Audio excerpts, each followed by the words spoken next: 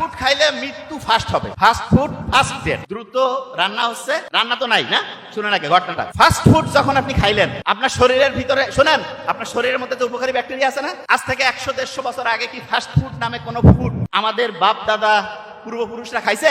খায় নাই। আচ্ছা আপনি চিন্তা করেন তো, আপনার বাসায় একজন অপ্রয়োজনীয় লোক আসছে, আপনি সারা জীবনে শুনেন নাই যে সে আপনার 14 পুরুষে কারোর সাথে কানেকশন ছিল, 80 বাসায় বসিয়ে আছে, মেজাজটা কেমন হবে? কিরে ভাই কোন জায়গা থেকে আসলো? এবং শুনলেন যে এসে সে আবার বাড়ির কিছু জায়গা দখল করে নিবে, এবং আপনার বাড়ির দুইজন খুব বিশ্বস্ত লোক তাকেও থাপ্পড় মারি বাইর করে দিছে, তাইলে ও কি আপনার জন্য ভালো না খারাপ? কথা কন না কেন? খারাপ। আপনার পেটের মধ্যে যখন ফাস্ট ফুড ঢুকলো, এরা যে কি করে জানেন? প্রথম যে থাপ্পড় মারে ওইখানকার উপকারী যে ব্যাকটেরিয়া, যেটা আমার জন্য সবচেয়ে দামি, সেই ব্যাকটেরিয়াকে কষে থাপ্পড় মারে। থাপ্পড় মারার পরে কি হয় জানেন? থাপ্পড় মারার পরে সে ওইখানে তার দল পাকায়। দল পাকায় সে চিন্তা করে যে একে যদি আমরা একবার কন্ট্রোলে আনতে পারি, তাহলে এর পরের খাবারটা সে এটাই খাইতে চাবে, তারপরেরটা এটা খাইতে চাবে, আস্তে আস্তে আমরা এখানে আমাদের গ্রুপের মধ্যে লোক বাড়াবো। এবং সেই জন্য তারা কি করে না, খাবার সময় খুব টেস্ট লাগে, খাবার সময় খুব টেস্ট। দেখবেন যারা ফাস্ট ফুড খায়, তাদের বাড়ির টাটকা ডাল, সবজি, মাছ হয় ভালো লাগে না, ও বার্গার, ফুচকা কি কি আছে না ফালতু মার্কা খাবার, এগুলো আনি দিবেন, তবে খুব টেস্ট লাগতেছে। কেন?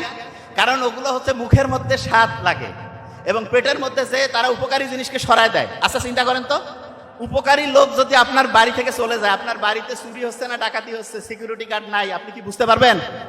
বুঝতে পারবেন? বুঝতে যখন পারবেন না যে আপনার শত্রু, সে তাহলে আস্তে আস্তে আপনার শরীরটা ধ্বংস করবে না? আমি নাম নিতে চাই না, এরকম বিভিন্ন প্রতিষ্ঠান বাংলাদেশেও আসে, নাম নিতে চাই না আমি কারো ডাইরেক্ট।